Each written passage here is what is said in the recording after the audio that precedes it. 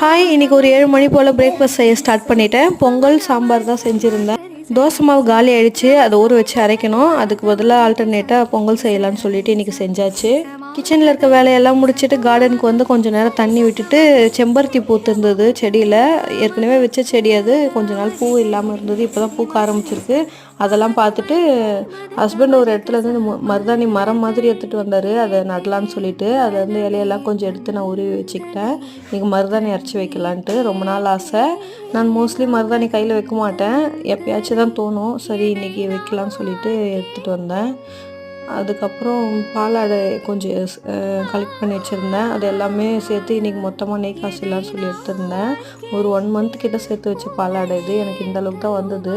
அதில் நெய் காய்ச்சி எடுத்து வச்சாச்சு. நல்லா வாசனையாக சூப்பராக இருந்தது. முருங்கைக்கீரைலாம் போட்டு காய்ச்சி வச்சுட்டேன். மருதாணியும் அரைச்சது கையில் வச்சுக்கிட்டோம். எனக்கும் என் பையனுக்கும் வச்சுக்கிட்டாச்சு. எப்படி இருக்குன்னு சொல்லுங்கள்.